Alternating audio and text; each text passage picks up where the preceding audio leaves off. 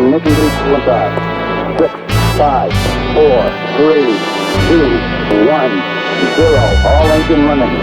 Liftoff. We have liftoff. Welcome back to the Launch Box. Today we are joined by Suze Bannister and Lamise Butt, who are on a mission to make networking, mentorship and business resources more accessible for women. What started as a simple idea has grown into RISER, a dynamic platform built by women for women that's redefining how we connect and grow professionally. With community at its core, RISER is quickly becoming a go-to tool for ambitious women in business. So please welcome to the podcast, Suze and Lamise. Right, before we get into it, if you like this episode, which I know you're going to, please don't forget to like and subscribe and to share it to your group chat. Well, welcome to Ladies Who Launch. Thank you. I'm so pleased that you're both here. I know we've met before and I was desperate to do a launch box with you both. I love what you do and I think so many listeners will take so much from this conversation, so I'm already really, really excited.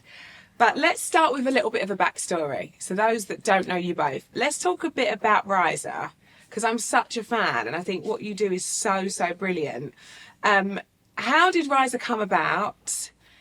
And what problem were you really trying to fix? I know this, but let's tell everybody that doesn't. Well, not to give you War and Peace, but essentially I've had a 15-year career in the tech industry, hired locally and globally. And the biggest problem that I found when I was hiring was that I would see 3,000 CVs for one application and they would all come out with the same keywords. Everyone would have good communication skills, good problem solving skills. Everybody had great tenacity. But what does that actually mean? And I could never decipher who was actually going to be the right fit. And you would spend 2 to maybe 4 weeks if things were really busy screening like people.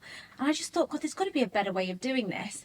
And actually through conversations that I had had just through my network, everyone had said that they've got to where they are today because of their network. Yeah. It wasn't an application or a CV that got them their next opportunity. And I thought, God, well, how cool would it be if actually in today's world where we are so digital that we could have almost at our fingertips access to a network, but not in a text way or kind of an AI driven way, actually a human led way. So probably the best way to think about RISER is a dating app, but for careers. It is so genius. And I'm such a visual person and I actually hate, I'm doing a lot of recruiting at the minute and I cannot bear just being sent CVs and the team will say, right, if you want to go through these and see even, and it's so, for me, it's the way that my brain is kind of wired, it just doesn't work. And that's why I think RISER is so, so brilliant, because that visual aspect sings to somebody like me. And I think a lot of people in the creative space, right, and just feeling that, because I would always traditionally ask for a CV and a bit of a video for somebody to explain what they do, or I instantly want to sort of bypass that and get on a Zoom before we meet to kind of sound someone out. So I think what you do is so fun, but so, so brilliant. So explain to me, for those that don't know, obviously you've given a bit of a sort of background of why it was born, and I mean, why didn't this already exist? It's a no-brainer. But what does RISER actually offer? And I suppose, how do people actually use it to support growth and their career? We were just going off the back of what you were saying. We were trying to think about the best place where people have been finding long-lasting relationships and good ones. Yes. It's dating apps. It's a no-brainer. Yeah. So this is a place where, if you flip it into the career realm, it's where talent who are looking for a role or hirers who are offering a role can come together and find each other, but find the right fit for both of them. Because what's been happening is we've taken a process where traditionally you had the CV in one hand, the handshake in the other, you had the human involved. We fast forward to now, we've digitized it, and now you've got chat GPT CVs speaking with AI, ATS filtering systems, and then it takes you a minute to get to the interview process where you get to meet the human on both sides of the table. We all talk about gut feel, but it's so important, and culture fit is just as important as skills and experience, but skills and experience has been leading the conversation to date. So we're just trying to flip the script so that you're backed up by your skills and experience, but you get to tell your own story. Plus hirers get to show a little bit behind their doors, because that's not how it's been working. Yeah. Talent get to tell their story, and then hirers just sit there and filter, and then you come and find them when you get to the interview. Yeah. And I think, do you know what I find so interesting about it is actually that, like, for me, and we speak a lot on this podcast about, I really hire energy over skill, Right. as a rule. Unless it's like, in finance. I mean, I would hire myself because I know nothing about finance, but I've got great energy. Unless it's like it's really needed. Yeah. Like for me, it's that feeling, and it really is kind of knowing that I could really onboard that person in the team, Yes. and they would sort of really be with us. And yeah, I really sort of, that's always been my feeling. But to see that instantly, you need to visually see that, right? And I think when you don't have perhaps years of experience and a CV that looks glowing, and that you've done this and worked, if you're young and you're starting out in an industry, but you know that you're really capable, but you don't have those years of experience, I think that's where RISER is also brilliant, because you can really see that energy. We're singing off the same hymn sheet. This is Yeah, brilliant. I was gonna yeah. say, yeah, we can help you out with this. Yeah. I think what's really interesting, you're right, because it's the earlier years for sure, also the mid, but we're going through this really interesting time in the world right now where jobs are changing, skills are changing. The jobs that are needed today are not going to be the same skills needed in the next 5 years. And so if people are thinking about, well, how would I even use RISER? The beauty of it is when you download the app, you simply upload a video. And whether you're talent or a hirer, and what our AI does is it's actually empowering connection at scale, not trying to replace humans. So we will read that video, and essentially we're pulling, I'm not going to get techie about it, but we're essentially Get techie. we're essentially pulling over 15,000 different data points to actually classify what career archetype you are. So are you somebody that is an anchor in a team? Are you somebody that is a pathfinder? And what we then know is those complementary archetypes to pair you with the right hirer. So actually we are creating almost that right fit based on what it is that we know about you. So the behaviours that you show us in the app, we use that to help recommend better opportunities and better hirers. It's so brilliant. I love it. Well done. I love it. I love it so much. One thing, when I think of you ladies, I think of the idea of perfecting the elevator pitch.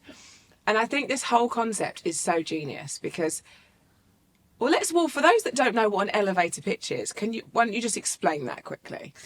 Best way to think about it is, you said it, the elevator. You're walking into an elevator. You have from floor 0 to floor 10, let's just say, to convince somebody of who you are and your value. So let's say the door's open and your dream hirer or your dream investor, somebody walks in that you really want to connect with. You have 60 seconds to be able to hook them in and actually deliver your value, and then walk away with them remembering who you are. That is your elevator pitch. And the key is to make them, the elevator pitch, it just doesn't just end there. The key is to make it a next step. So Right. it's your first touch at something larger. Yes. Would you agree with that? Lovely summary. That was great. I would agree with that. Yeah, we're buying what you're selling. See, she's already nailed the elevator pitch. I think it's so genius because there are always those kind of funny moments that get presented to somebody and you don't want to blow it. So it's almost having rehearsed, if you're gonna be in that situation, be able to not blow it and sell yourself and be able to get that meeting, or them pass that email address on that you might need, but how to succinctly say what it is you do, what it is you need, and where you're at, without sort of going, hi, do you mind if I could just, having that confidence is one thing, but being able to deliver what it is you need at the other end of it. So let's talk about it, because it is one of the most powerful and I'd say intimidating tools that you need in business. But to have it in your locker and to be able to deliver that whenever you might need it, we call it an elevator pitch, but it can be like you're behind somebody in a queue in the coffee shop and you just want to nab a minute of their time. So having that in your locker, I think, is really, really important. Can you break down, both of you, what makes a pitch strong? And we'll talk about also where people go wrong, but let's start with what makes the perfect pitch. If I've got you for 60 seconds and you are potential investors, employers, however that looks, what should I be doing? Well, 60 seconds is the sweet spot. Okay. I think I'm going to get my tea. I need my tea for this. No, you have your tea. You relax. Well, what's really interesting in building RISER, we've uncovered, I don't know how to not dramatically say it, but we've uncovered a bit of a confidence crisis because people are being a bit hidden about what they want to tell the world about themselves. It's the whole humble conversation. I mean, Roxy Nafusi just wrote a whole book about confidence in itself. So we uncovered this and we thought we have to help people in building this. Why do you think that is? Do you think we've got so used to being behind a screen, but like we're not like people anymore? I think we do. I mean, it comes down to intrinsic self-belief in general. Whether it comes down to lack of airtime, screen time, I'm not sure. But I think it plays a really huge part. We're used to kind of being behind the safety of a screen, or perhaps in an environment where someone might catch you if you're going to fall. Yeah. You know, you're kind of under the hierarchy of someone who's going to make sure you're fine. But out there being independent individual is a bit more of a pressured environment. So we crafted a series called Design the Life You Want, which is all around building your elevator pitch. And truly it was born out of the idea of a 3-course meal, just because we like food, but also it made total sense. I mean, you're singing to the right person. Tell me. So we did it with a starter, main, dessert. And the way we did it at first was with Duplo. We literally had Lego on a table with Sharpies.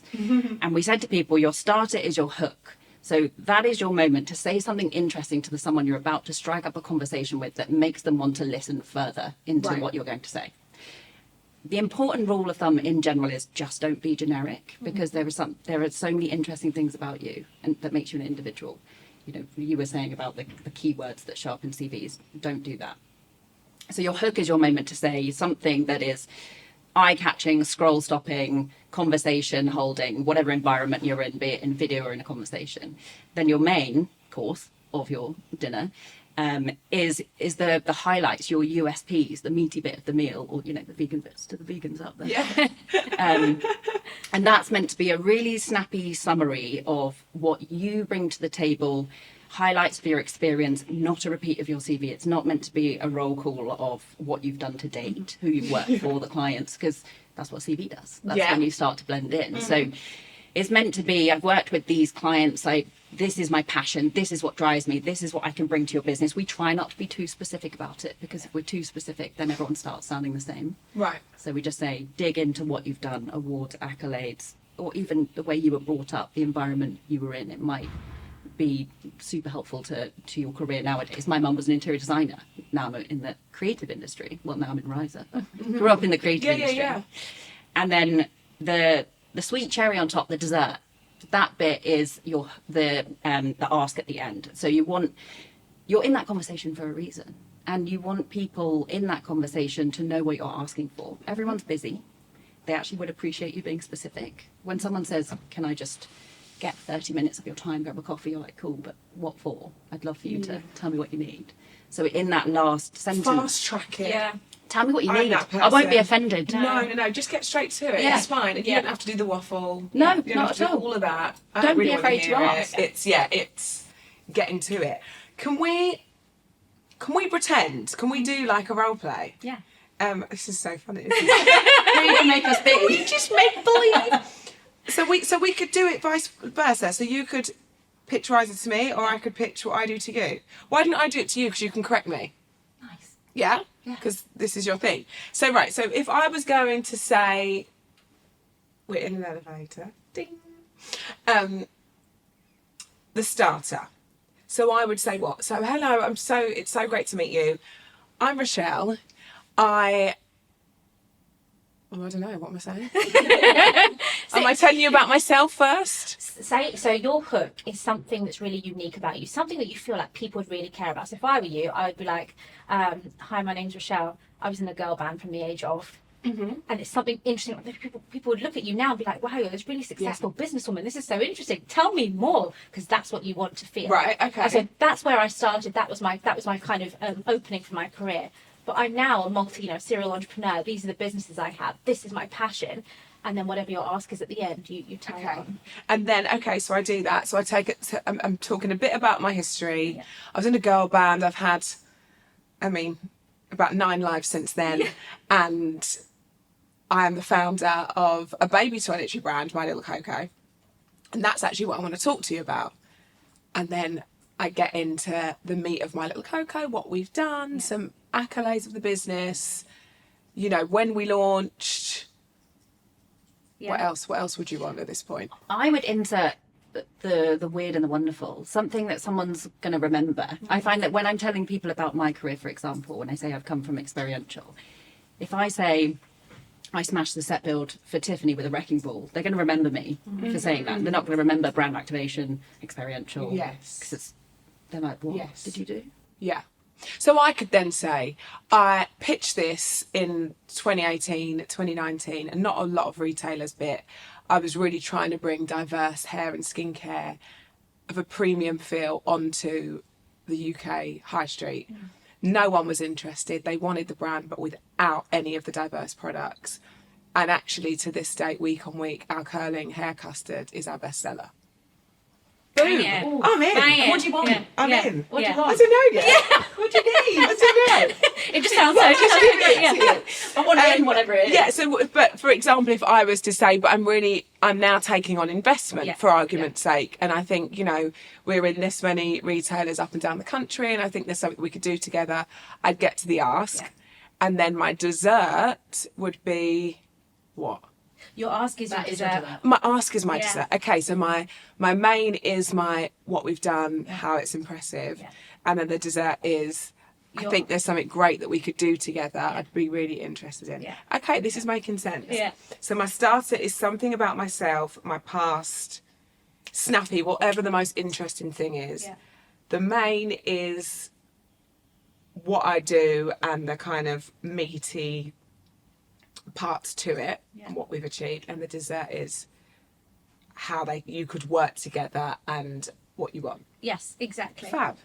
Oh my gosh, I love that. It's so interesting, isn't it? And then the real work is, once you've figured out your starter, your main and your dessert, is getting it punchy Yes. and down to 60 seconds ish. Yeah. And just record. Well, I've done it myself. Yeah. Just set a timer on your phone and just record it. Read it, then try without reading, because it's going to be different if you're in a conversation Yes. versus if you're filming yourself on video and it's going. So if on RISER, for example, you would upload a general video that says in general what you want next in your career. And someone of that ilk might see you. But if I'm in a conversation with an investor, say, then it's a very specific ask at the end. Right. I might adapt something. The quickest way to think of it is your hook, your USPs, your ask. Yes. Starter main dessert is that's what Okay, that means. fine. Your hook, USP, your ask. Yeah, that makes perfect sense. So if somebody wanted to go and do it today, you'd literally say, like, while downloading the app, you would literally put it on a piece of paper and just jot some ideas down under each column. Those 3 things that Sue's just said, jot some ideas down, because you might be thinking, well, if I'm going to a networking event, this is the one tool that you're going to want to have to be able to communicate with people. So just jot down some ideas and then thread it together. And that will really Yes. help you kind of visualise what it is. And then, as you say, just make it punchy. I love it. It's so good. So now we spoke about like what is the ideal and how to do that. Let's also talk about what we shouldn't do, because I think that's also just as important, right? Because we might think we've got this going on. You're like, no, leave that bit out. So where do you think most people go wrong? I feel like you've got lots to say about this. Doesn't she always? Yeah, I feel like with a lot of people right now, we're living in a world where it feels easy to just hit quick apply on LinkedIn, and it feels really easy to. We live in, you love to call it the convenience culture, and we do. It's true. It's like one click apply, you can get an Uber to your door, Deliveroo, everything is easy. We want everything yesterday. That's the problem, and And I fall into that category. by the way. Likewise, I think Yeah. we all do, and I think that's the thing. It's not to say that getting opportunities shouldn't be easy, or it shouldn't be easier than what it is. And I agree, and that's why we created what we created. But I think that there's a lot of people out there right now, and you can see it on TikTok. The hashtag job search is trending, and it's because it's awful. People are struggling, and they think that it's really difficult. I think what we like to say is it's not difficult, it's different. Right, that's interesting. Because the job market has changed, and what we know is that actually jobs aren't being publicly posted, they're actually being filled through network. So people who know people who are taking referrals, kind of credible introductions, that's how they're finding their people. Yeah, I couldn't agree more. Yeah. And so what's interesting is if you put yourself in that headspace and you just think, well, I'm going to be productive today and I'm just going to apply for 200 jobs using LinkedIn, and you feel good about yourself because you hit quick apply 200 times, you'll then be upset because you got ghosted and you didn't get a response. What you have to do is think about how you set yourself out from the crowd. How do you put yourself in an environment, in a situation where whatever it is you want, you have kind of in arm's reach to get. Yes. And it's not going to be an yes. overnight thing, right? Yeah, that's so interesting. It's almost like we keep going back to it, but it is really like dating, Yeah. It is like dating. isn't it? Like you can put yourself out there, and of course you can do all that, and you might find the right person or partner for you, but then a lot of times it is like, oh, I know this person, and you'd be great with them, and Yes. we've now gone on a date. Yeah. It is really interesting when you've got somebody and you've got their time. You know, like I said, whether that's in an elevator or whether that's in a coffee shop or whether it's in a meeting.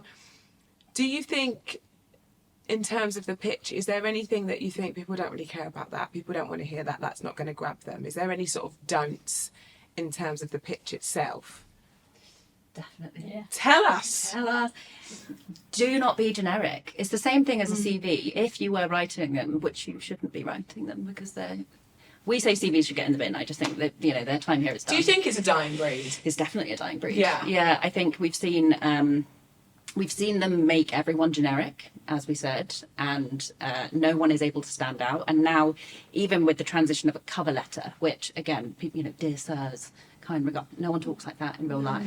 What we're seeing now, and we were part of a survey, Canva's New Year, New Job report back in January, Oh, amazing. and they said that 50% of hirers are now asking for video cover letters, which is Me. Yeah.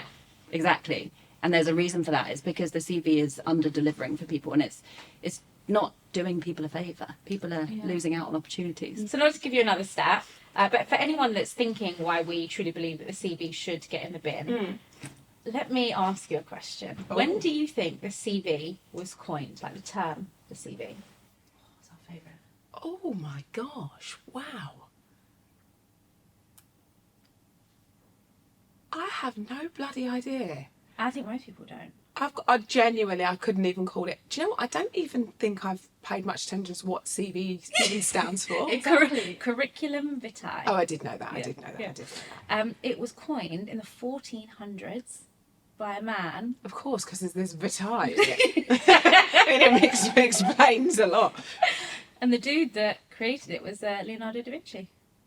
I did not know that. What Created can't he the, do? yeah, the Mona Lisa, the CV. Yeah. Yeah. Wow. Fair play. But this is really why, of course, it doesn't work now. Because it, as we said, Yeah. CV in one hand, handshake in the other. The That's human what was used to there, work. Yeah. and it's just not the case now. Yes. We're removed Yes. until we manage to get in the room. And one of the things we adore about RISER is that imagine earlier on in your career you could directly get into the room with the people who could potentially hire you. You're in the room with the important people. Of course. That's what RISER's allowing. It's a portal into you immediately with the hirer. Yeah. You're not waiting for them to read an email or anything static. It makes so much sense. You're right. Like, how have we not upgraded this since 1400? We have now. Like, yeah. I know, but you just think it's wild, isn't it? When you expect us to write this, wow, that's actually archaic, isn't it? It really actually is archaic. Yes. Yeah. So right, let's go back to what we shouldn't do. So we're saying be generic. We're saying do not be. Do not. Yeah, exactly. Do Yeah. not exactly. Do not be Yeah, generic. don't be Don't do that. And anything else?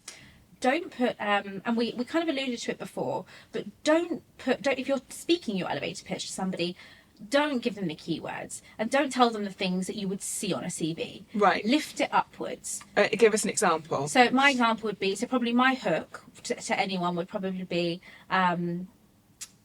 I had the idea for Doppel, the Google AI try-on app back in 2007. And so I'm instantly hooking somebody in, but I wouldn't put that on my CV. But I'm letting somebody know Yes. that I had an idea for something and I created something way back when that has now been created by Google. So I'm planting seeds in people's heads to let them understand the type of person that I am. Yeah. But you wouldn't find that on my CV. Yeah. But what could be a generic thing to put on a CV would, if you was to say, I believe I'm ahead of the curve. Yes. Or That's quite generic. It's But very you generic. but you giving the example. Yes.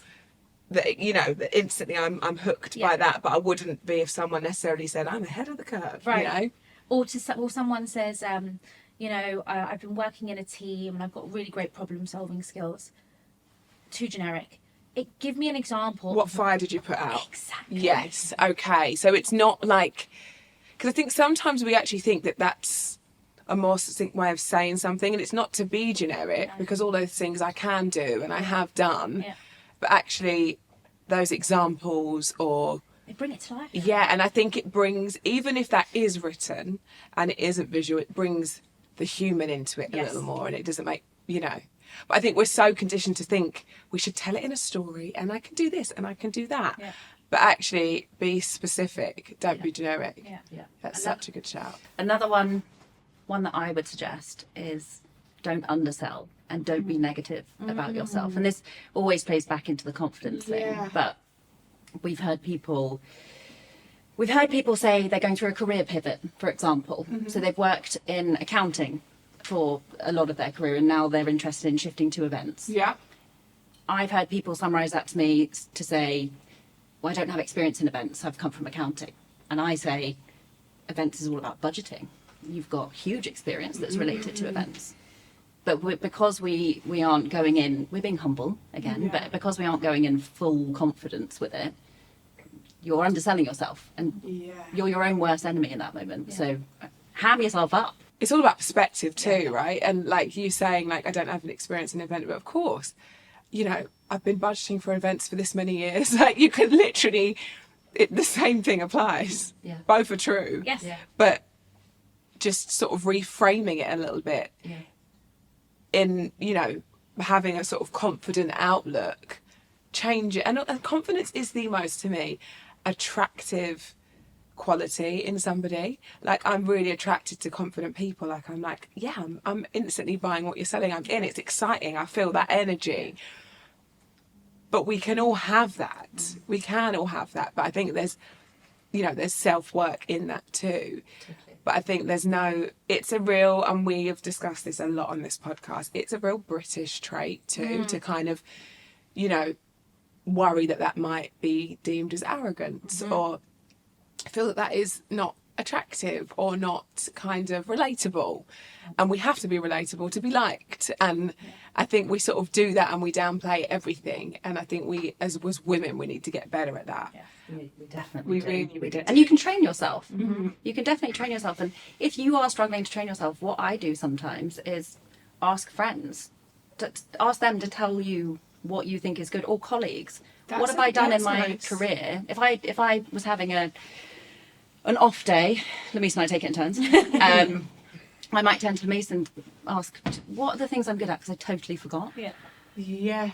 You're never gonna naysay your friend or your colleague, because you will respect them. So that would be my advice to people. If you're struggling to figure out or train yourself in that realm, just turn to somebody. And also, sometimes somebody will point something out that you haven't even really noticed about yourself, because you're so in the doing, and you're so used to just getting on, and that's how you do, and that's how you handle it. But you might do that so differently to everybody else that we know, and that's actually a great quality, and that's why we love you, and that's why we ask that of you. We ask your opinion on that, because you're great at that certain thing. So it is worth asking somebody that knows you, loves you, works with you, and you could pull something together really great that actually you didn't know about yourself, or you did but you didn't believe it as much as you probably should. Someone once told me, actually, as a good little tip for anyone, as you're going, if you're starting your career now, just something to remember as you're building it, or even if you're in it, go back through your emails and create almost like a Hall of Fame folder. Ooh. And all of the emails where somebody said, love this, love your product, had the best experience, like, curate them. And whenever you're feeling like you're having a bit of an off day, go back and read them. That's incredible. But also use that for this CV, you know, elusive word CV. But use that as part of your pitch. Use that as, you know, something that you have, you know, you could put that together in a little one pager, and then you've got a highlights reel that would be helpful for yourself, right? Exactly. Speaking of, it's almost like a testimonial, isn't it? Yeah. You know.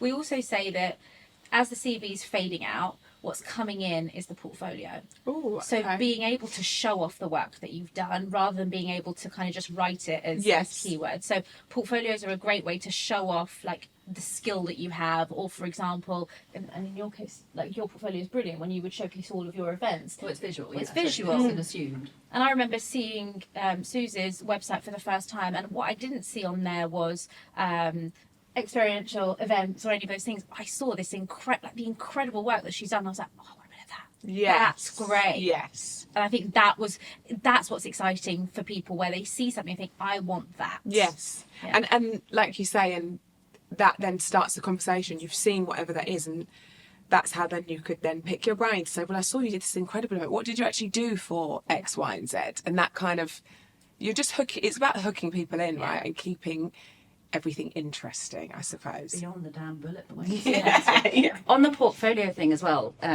it's always assumed it's related to the creative industries. It's visual, what we do, from graphic design to events, photography, video, but it's not. It's applicable to any career, and I think we're trying to spread the love when it comes to portfolios. If you come from finance or law or any sports, anything that you could think of, you can translate that into a portfolio, because it doesn't all just need to be photos of cool things you've made. No. It can still be. You can still make that visually interesting and make you kind of it sort of catch your attention, right, and catch your eye the right way. I mean, we've spoke about kind of how old school CVs are, but another thing is also a cover letter. Is a cover letter still a thing? No. It's just a hard no. It's just a hard no. Are letters still a thing? Well, right. And also, I think... Carrier pigeon? Oh, I think we mentioned it, right? It was the report that happened earlier in the year. What we know is that most hiring managers want to see video. And I think that being able, again, because AI, unfortunately, has commoditized the written word. And that's just where we are. Yeah. And so what people need to do is figure out how they pull themselves away from anything that is generic or that can be commoditized, i.e. the written word, and ensure that you're able to deliver your most authentic self. And the only way to do that right now is video. It's the only authentic medium for you to be able to connect with another at scale, other than turning up at the office and saying, hello, I'd just like to have a conversation, which, I wouldn't always recommend. And also, it's not always doable, is it? Right. And everyone's busy, and that isn't just, that's the beauty, that's the thing that about the old school way that I love, that you could actually get a bit more FaceTime with people and it looked a lot different. But now, like you say, it's kind of doing that, having that same moment, but virtually. And it is a shame. Like, I do get it, for people pre-pandemic, pre-COVID, like even Thursday drinks was a big thing. For no matter what you were doing in your career, everyone would hang out. And a lot of the time, that's where promotions happened. That's where you build your biggest relationships. Yeah. There's also, a reason why, I think it's like over 70% or whatever meet their other halves at work. Like those things are real because of relationships. But actually, like in the remote world that we live in today, as Sue said before, everyone lives behind a screen. Yes. But how can we still bring that to utilise life? that? Exactly. Yeah, absolutely that. We've touched on confidence and, how little that it feels that we kind of have now in society, and I'm all for building that up and people really having that self-belief. What advice do you have for getting past that kind of self-doubt and actually putting yourself in the room, throwing your hat in the ring and actually kind of just pressing send? I'm going to start with network, I think. It comes back to the get feedback from others to try and help bring yourself up confidently. I think network sounds like a very big thing. Yeah. But especially when you're starting out in your career, you don't have one. That's not a thing. You're like, why is everyone talking about networking? I don't have, what does that mean? Is that my teacher? I don't really get it. But we say that just ask your parents' friends have jobs, your cousins, your uncles, people in your close circle, they are in a career of some sort. So just start there. So start by asking them a question about, what would you advise I do next? Is there anyone you think is in the industry I want to go into that I could have a conversation with? And then you will get an introduction to the next person and the next person, and you'll start to build out your own network. And by proxy, you're kind of building yourself up to feel like you've got a good chance here. Yes. And you're confident along the way. It goes back to people, doesn't it? But just putting yourself around people, asking the right questions, not having this fear of embarrassment. And again, we've discussed this a lot, but it comes up time and time again, because there is that fear of kind of embarrassing yourself loudly or failing loudly, because everything's in this kind of, on this online capacity. And you say that you've started a business and you've got this scrappy startup, and we're all sort of scared to put it out there because everybody knows about everything now. But there's also no shame in that. Like, No. what is the worst that's going to happen? Something doesn't work out and you try something else. And what is it that we're scared of? What is, like, why are we scared of failing? Because it's just trying, giving it a go and pivoting because that thing didn't quite work. Like, but I don't know if it's because of this big online presence that there's kind of an intimidating side to that where we expect everything to be a success, and we see these like overnight companies and this fast growth, and everybody seems like they've got it all sussed online. Nobody does, by the way, even the ones that are growing fast. And I've sat in this chair and spoke to like founders of, you know, billion-dollar businesses and everything in between, and everybody is in the same boat, just on different scales, right? And it's all relative to where you are, but we're all still embarrassed of failing loudly. And I think it's a real, I hate that that we're in that time. But what do you think it is that we don't want to put ourselves in those rooms? Why do you think that now? I think that you've got, a couple of things. That when you fail, it feels like you're failing publicly now, which is harder than what it was before for people.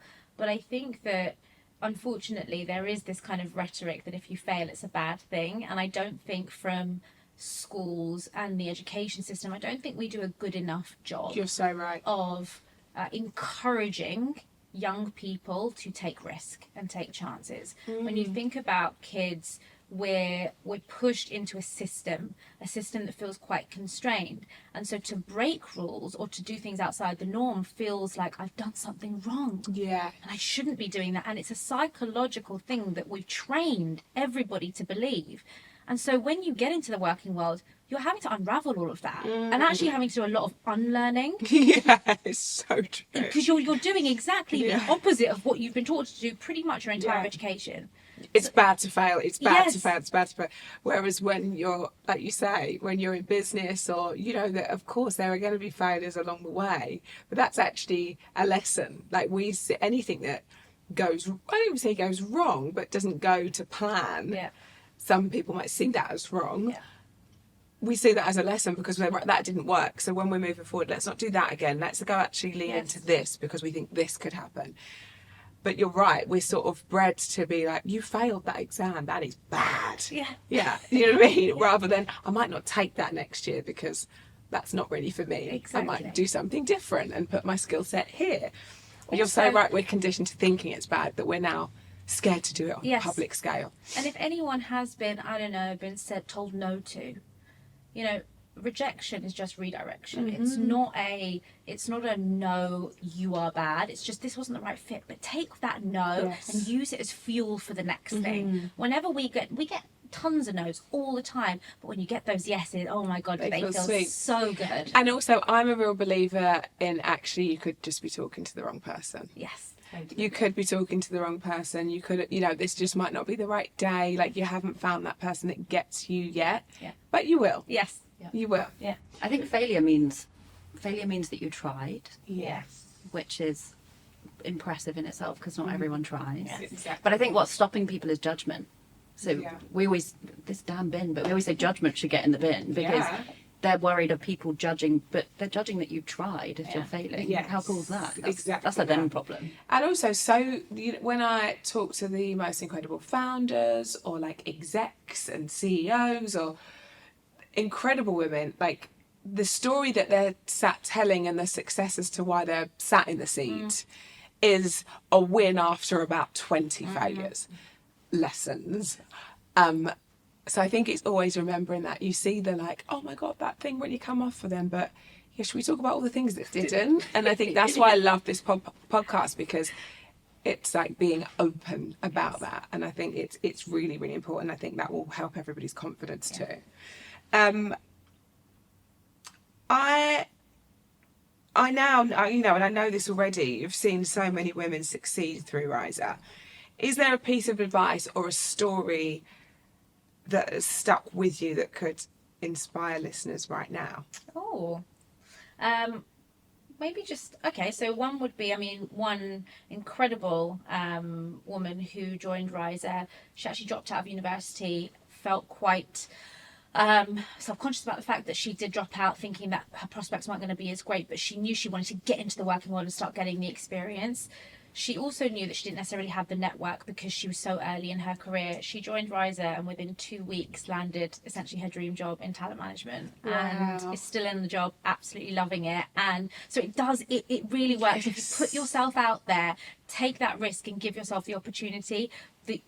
Not to sound corny, but the universe will reward you. You will put yourself in the right situation. Yeah, and break that cycle. Yes. Like, we're all stuck in that norm, as we said before, that actually great things can happen when you take risks. And then lastly, ladies, I've loved this. This has been brilliant. If someone is listening right now, they're ready to level up, they're ready to take that next step, what is one small action that you think they can take today to set things in motion? Apart from downloading RISER. Download RISER, give us I'm going to quote my favourite artist, Anthony Burrell. Work hard and be nice to people. And I'm going to make that non-ambiguous because that sounds a bit fluffy. But whether you're early in your career or you're just about to start founding something, just work hard. And that means roll your sleeves up. Don't shy away from learning new stuff. Don't be the one that doesn't do proactive stuff or over deliver, because people will remember that. So moving into the be nice to people scenario, that taps into your network. So when you're starting out, again, be nice, try and show up for people, answer favors, because when you are founding a company, you're going to start pulling in favors. Oh my God, every 5 to 7 minutes. Oh, good God. Yeah. And you have to, because Without shame. you have to do it without shame, because you're not gonna, you don't start with massive funding and loads of time. There's when there's 2 of you, you have to make the calls, and you haven't built that network in your career. So I would say now, even when you have just founded something, if you have that little snippet of time and you have a moment to do someone a favor, or someone asks for advice, or a time out of building what you're building, try and do it, as long as it's not the detriment to your company, because that will come back. Even you're not in it to get something in return, but you will. Yeah, but it does, and I think that's a life thing anyway, right? I think that's kind of, for me, the way the universe works. If you're putting good out there, it will come back. But you're right, you're going to need to build that little black book quite quickly. So the best way to do that is kind of be all ears, but kind of be, and without it feeling too transactional. There is an element to it that is at the start until you're kind of where you need to be. But I think, but that loop, it still sort of does, that cycle is always there, isn't it? Even now, I'll be like, for example, a guest will come on the podcast and then they'll invite me to an event, and I appreciate they've sat in the seat and they've been generous with their time and their knowledge and their advice for people. And, this isn't a paid opportunity. People come here to share their stories because they like to, they like to do that. But then if I've been invited to an event for them, I'll always go. And that's kind of like, it's kind of like for me, always an unwritten rule. Like, if somebody's helped me, or I will always help them back. And I think it's always been that way, and to remember that, and it'll always pay off. And I've loved, that's part of this, and I've made friends through this podcast already, which is kind of a crazy idea, but it doesn't need to feel so weirdly transactional. No. But I think everybody actually does. There are so many people that do want to help. Yes. So when you find those people, make sure you help them too. Yep. I've loved it. I feel like I just want to get in my elevator in the office and start pitching. I've also never called it an elevator before. I've just called it a lift. I know. We're British. Yeah, but I want to get in the lift, Yeah. and I just want to pitch things in 60 seconds just to test my We're skill. lifting off is what we're doing. There you go. I love it. Thank you so much. I feel like our listeners are going to take so much from our conversation, so I appreciate it. Thank you for having us. Thank you. Love that. Don't forget to follow us on Apple and Spotify, or wherever you get your podcasts, to make sure that you don't miss out, because next time I'm going to be joined by another incredible lady who launched. If, like me, you're a watcher, then please don't forget to follow us on YouTube, and don't forget to like and subscribe.